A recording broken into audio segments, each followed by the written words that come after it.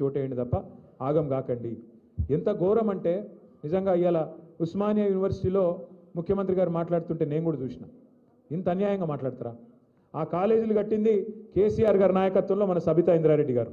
ఆ బిల్డింగులు కట్టింది, హాస్టల్ బిల్డింగు ఇంకో బిల్డింగ్ రెండు కూడా కట్టింది సబితా ఇంద్రారెడ్డి గారు. ఇక రేవంత్ రెడ్డి గారేమో జేబులో కత్తెర పెట్టుకొని తిరుగుతుండు. కత్తెర అంటే పాకెట్లు కొడుతుంది కాదు, యాడ రిబ్బన్ కనబడుతుందా కట్ చేద్దామని చూస్తాడు. మనం కట్టిన ఫ్లైఓవర్లు ఆయనే కట్ చేస్తాడు, మనం కట్టిన బిల్డింగ్లు ఆయనే కట్ చేస్తాడు. పర్వాలేదు కానీ కొద్దిగా జాగ్రత్త రేవంత్ రెడ్డి గారు. జర జేబులో కత్తెర అటు ఇటు అయితే డేంజర్ ఉంటుంది, జాగ్రత్త. ఎందుకంటే ఆయన మాట్లాడే మాటలు ఎంత వికారం మాట్లాడి నాకు అర్థం కాదు. ఒక్కటంటే ఒక్క మాట సక్కటి మాట మాట్లాడతాడా? అరే తెల్లారు లేస్తే గలీజ్ మాటలు. నీ పేగులు కట్ చేస్తా, మెడలు వేసుకుంటా, గుడ్లు వికి గోటీలు ఆడతా. పేగులు మెడలు వేసుకుంటేది బోటి తింటాడా? ఏమన్నా బోటి కొట్టేటాడా? నాకు అర్థం కాదు. అరే పేగులు మెడలు వేసుకుంటాడు ఎవడన్నా ముఖ్యమంత్రి? నాకు అర్థం కాదు ఇంత గలీజ్ మాట. ఇంకా ఘోరం ఏంటంటే ఇప్పుడు నువ్వు హామీలు ఇచ్చినావు, 100 రోజులు అన్నావు, 100 రోజులు అమలు చేయకపోతే ఇక ఈ చంద్రుడు అదేమన్నాడు, ఈ సూర్యుడు ఇటు సూర్యుడు అటు ఒడిచినా అటునోడు ఇటు వచ్చినా నేను అమలు చేసి తీరుతా అన్నాడు. మరి అయితే పైసలు ఎడికెళ్ళి వెళ్తాయంటే మాకు తెలియలేదా కాంగ్రెస్ వాళ్ళకు? మేమందరం కూడా 6 ఫీట్లు ఉన్నాం ఒక్కొక్కడు. నేను 3 ఫీట్లు ఉన్నా కానీ ఆ ఉత్తమ్ కుమార్ రెడ్డి 6 ఉన్నాడు, ఆ జానారెడ్డి 6 ఫీట్లు ఉన్నాడు, అందరం కలిసి చేస్తామన్నారు. మరి ఏమా ఈరోజు 20 నెలలు ఒడిసేపాయి, ఇంకో 4 నెలలు అయితే 2 నెలలు అయిపోయాయి. మిగిలిన 40% టైం అయిపోయింది. ఆఖరి సంవత్సరం ఎలక్షన్ టైం అయినా మిగిలింది ఇంకో 2 నెలలే. మరి ఏమైనా అని ఈ హామీలు అంటే ఇప్పుడు రేవంత్ రెడ్డి గారు కొత్త రాగం ఎత్తుకున్నాడు. ఏమంటాడు?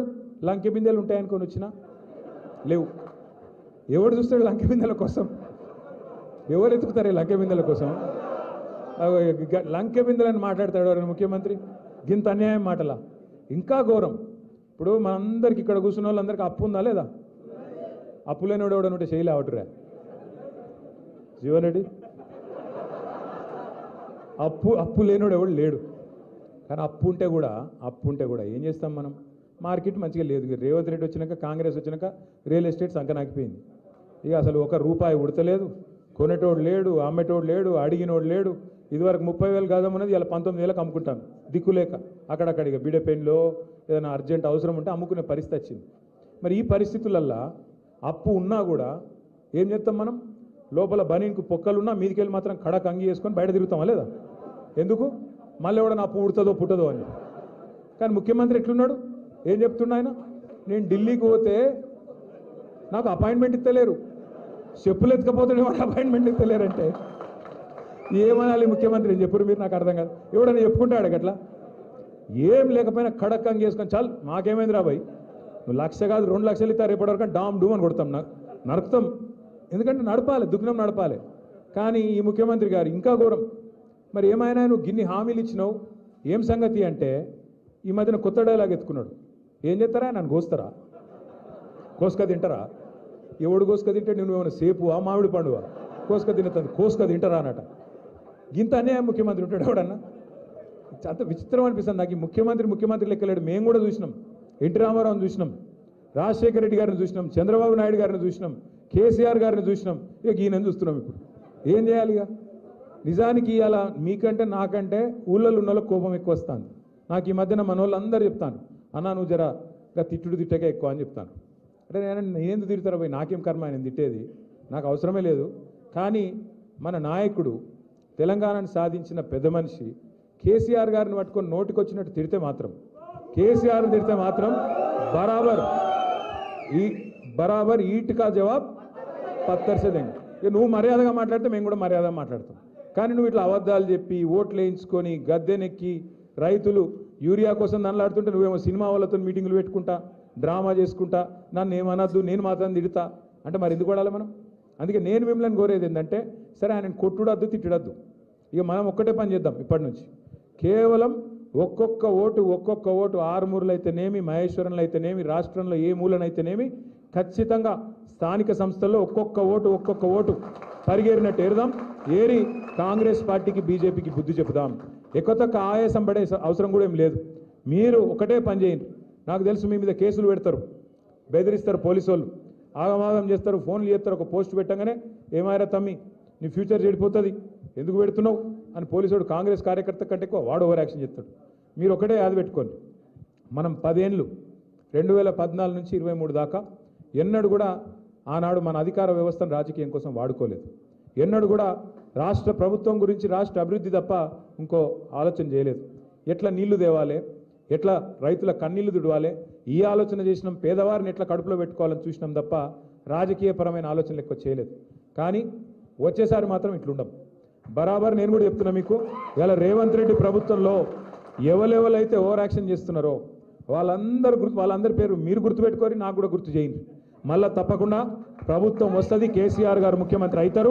ఈసారి మాత్రం పోయిన తారీ లెక్క మంచిగా మర్యాదతోనైతే ఉండదు వ్యవహారం. ఎవరైతే ఓవర్ యాక్షన్ చేస్తున్నారో వాళ్ళకి తప్పకుండా మీ అందరికి నేను మాటిస్తున్నా, బుద్ధి చెప్పే బాధ్యత మా అందరిది. మీరు భయపడాల్సిన అవసరం లేదు, మీరు రోడ్ల మీదకి వచ్చి కొట్లాడి కేసులు పెట్టించుకోవాల్సిన అవసరం లేదు. పేరు రాసుకోరు అంతే, పేరు రాసుకొని పెట్టుకోర్రి.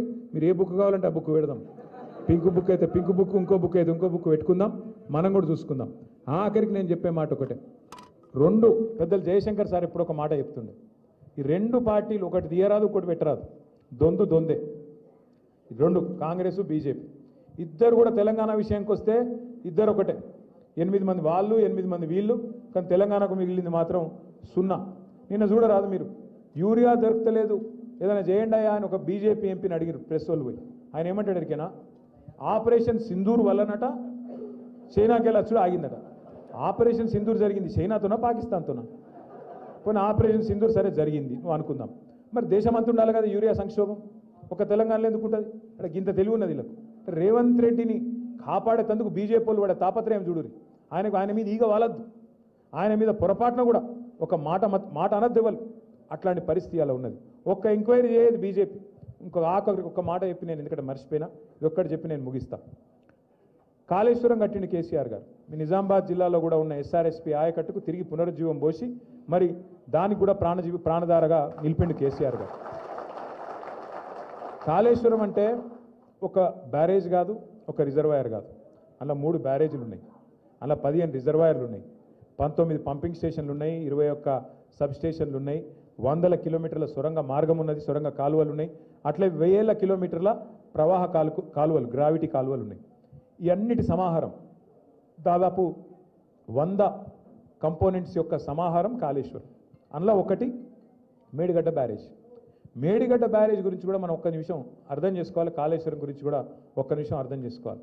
తెలంగాణ భూభాగం ఎట్లుంటుంది అంటే ఇట్లా గుడిసెలు ఎక్కువ ఉంటుంది, ఇట్లా గుడిసెలు ఎక్కువ ఉంటుంది తెలంగాణ. ఇటుకెళ్ళి గోదావరి వారుతుంది, ఒక మూలకెళ్ళి ఇంకో మూలకెళ్ళి కృష్ణ వారుతుంది. ఇటు మొత్తం దక్షిణ భాగంకి వెళ్ళి మొత్తం కృష్ణ, ఉత్తర భాగంకి వెళ్ళి మొత్తం గోదావరి, కిందికెళ్ళి భూభాగం ఏమో పైన ఉంటుంది. అయితే మరి కిందికెళ్ళి నీళ్ళు పైకి తీసుకురావాలి. ఇప్పుడు మీరు మీ పొలంలో బోరింగ్ వేస్తారు, 3 HP 5 HP మోటార్ పెట్టి గుంజుస్తారు నీళ్ళు. గుంజి నీళ్ళు కింద ఉన్న నీళ్ళు 100 ఫీట్లు, 200 ఫీట్లు, 400 ఫీట్లు, 500 ఫీట్లు, 800 ఫీట్లు వెళ్ళి గుంజి నీళ్ళు పైన పొలం బారిస్తారు, పంట పండిస్తారు. మరి గోదావరిలో నీళ్ళు ఎక్కడున్నాయి అని దుర్బిని పెట్టి ఎతికి దేవులాడి కేంద్ర ప్రభుత్వ రంగ సంస్థ వ్యాప్కోస్కి అప్పచెప్పి వాళ్ళు ఇచ్చిన రిపోర్ట్ ప్రకారం కింద గోదావరిలో 80 మీటర్ల మీద అంటే సముద్ర మట్ట